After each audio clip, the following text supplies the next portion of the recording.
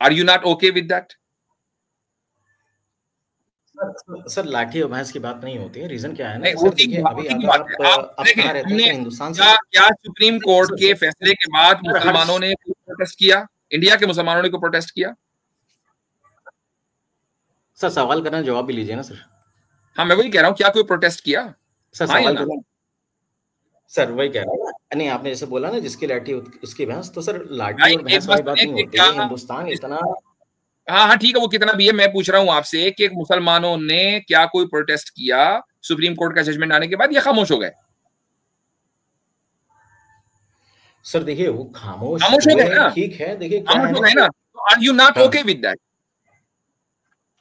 ना ओके, अरे क्या बात कर रहे हैं सर? ओके ठीक है, मेरे साथ में काम करने वाले एग्जैक्टली। तो जब आप मुसलमानों की खामोशी से भी ओके हैं, मंदिर मिल जाए उससे खुश हैं, तो यहां आकर फिर चूरन बेचने का क्या फायदा?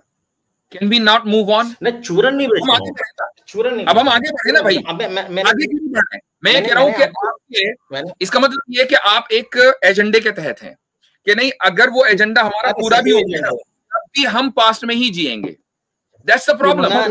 इसमें जो है, आज मैं एक पोस्ट पढ़ रहा था ट्विटर पे, किसी एक मिनट अब चुप रहो, कि लिखा था बंदे ने, बढ़िया लिखा था कि क्या हुआ, मतलब तुम जो अपने इसमें गिनाओगे कि कुछ लोग जो इसको सरकार के तौर पे गिनाते हैं कि भाई देखो ये सरकार आई तो राम मंदिर बन गया। तो सबसे पहली बात कि कोर्ट के फैसले को सरकार के खाते में डालना, ये सबसे इससे पता चलता है कि साजबाज है सरकार का, कोर्ट का कोई साजबाज है। अब खुद ही लोग कहते हैं कि ये गवर्नमेंट आई तभी ये पॉसिबल हो पाया, तो अब इसमें आप खुद जान रहे हैं कि एक पॉलिटिकल जो है वो एंगल मौजूद है।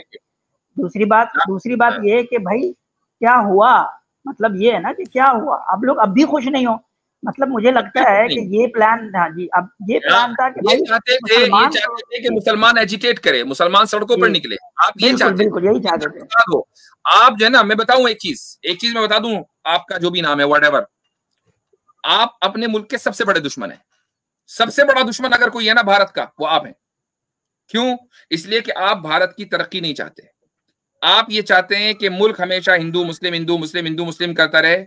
आप हमेशा ये चाहते हैं कि मस्जिदों के ऊपर, मंदिरों के ऊपर हमेशा झगड़ा चलता रहे, सुप्रीम कोर्ट के अंदर लड़ाइयां चलती रहे, सड़कों पर फसाद चलता रहे। This is what you want. तो who is the bigger enemy? You.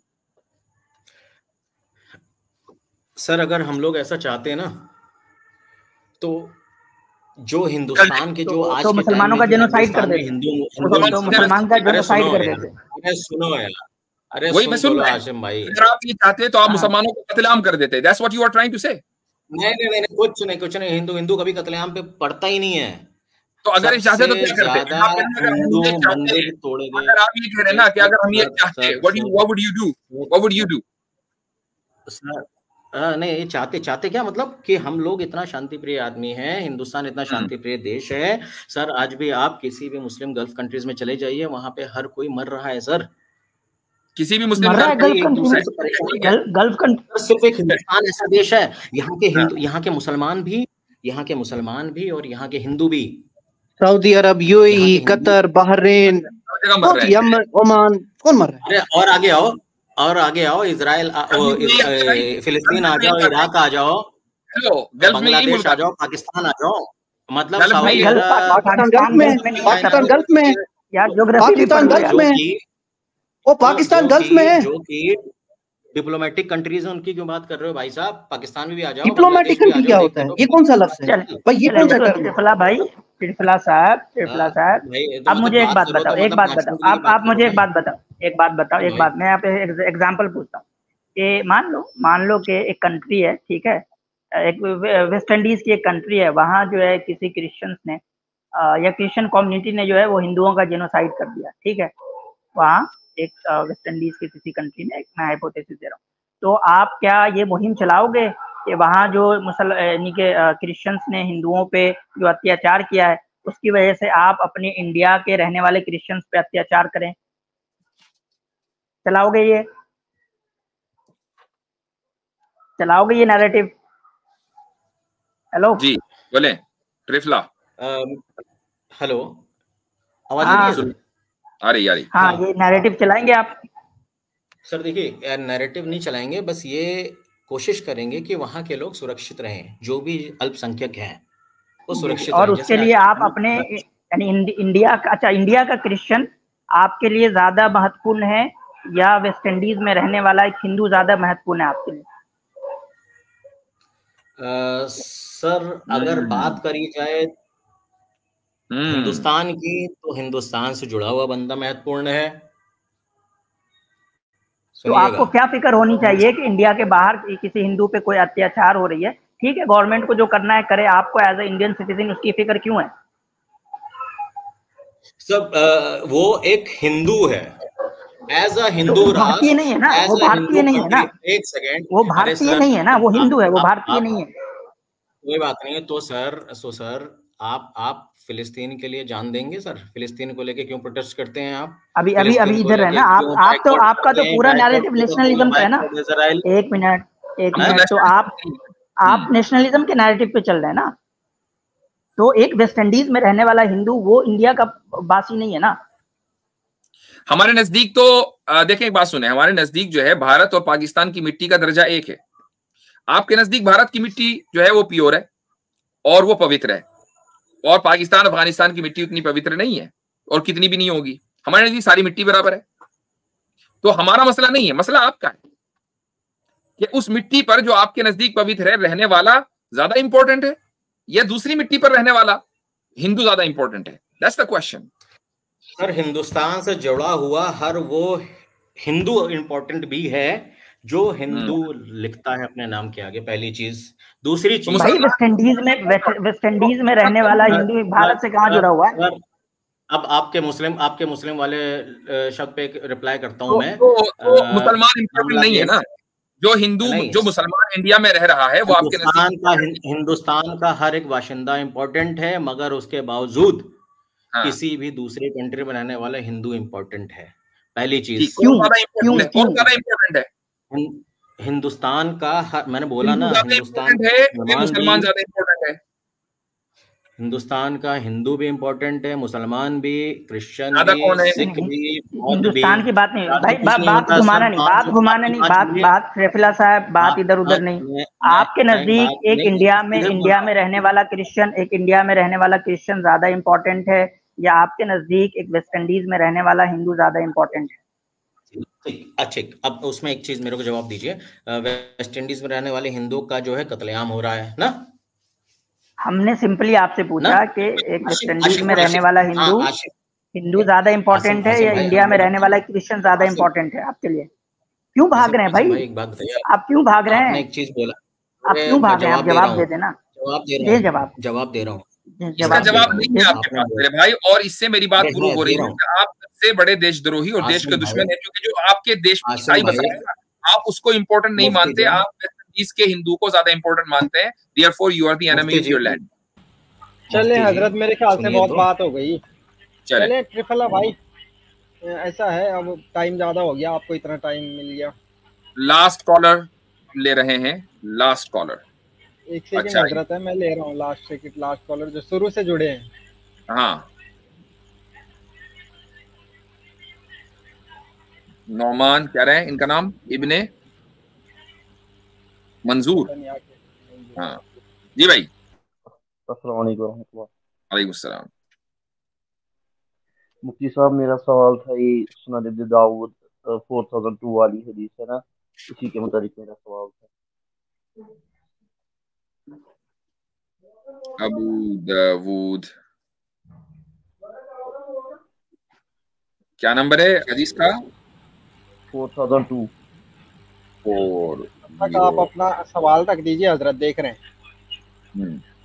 जी, उसमें ये कहा गया है कि जो ये सन है ये मर्की वाटर में डूबता है। आपकी आवाज बड़ी वैसे आ रही है भाई, थोड़ा माइक को करीब करके बोले हैं तो। जी, इसमें ये कहा गया है कि जो सन है ये मर्की वाटर में जाके। हाँ यार, ये असल में आसिम भाई अब हो ये गया कि लोगों के पास सवालात खत्म हो गए, तो हमें भी अब थोड़ा सा बोरियत होने लगी कि हम एक ही सवाल के कितनी मर्तबा जवाब दें, है ना। ये अलग बात है कि नौमान भाई आपके सामने ये सवाल पहली मर्तबा आया होगा, लेकिन इस सवालों के हम कितनी मर्तबा जवाब दे चुके। मैं आपको एक चीज बता रहा हूं कि आमिर भाई के चैनल पर जाएं, आमिर हक, और यही हदीस आप डालें सन इन मरकरी वाटर, आमिर हक, पूरी वीडियो आ जाएगी। हदीस का मुकम्मल एनालिसिस, क्या क्या उसके ऊपर ऑब्जेक्शन है, 15 मिनट 20 मिनट की वो वीडियो है, आराम से तफसील से देखिएगा, आपके सवाल का जवाब मिल जाएगा।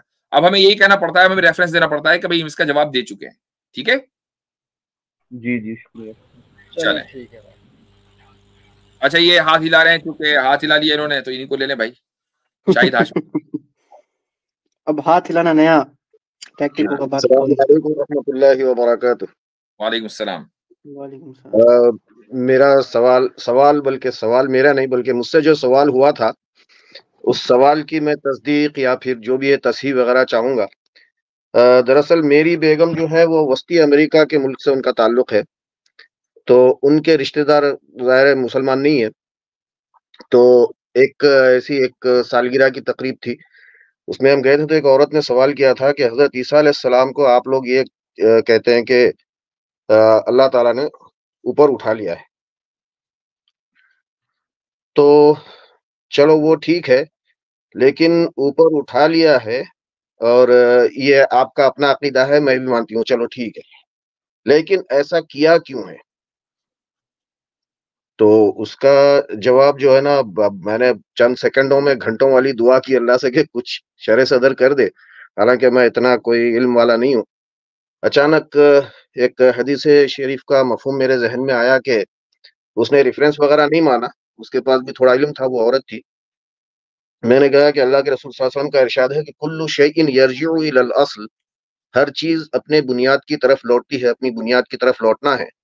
और मैंने एग्जाम्पल ये दिया कि आलम अरवाह से हम आए थे, आलम अरवाह में जाएंगे, मिट्टी के बने मिट्टी में मिलेंगे, और जहां से आए थे वहां जाना है।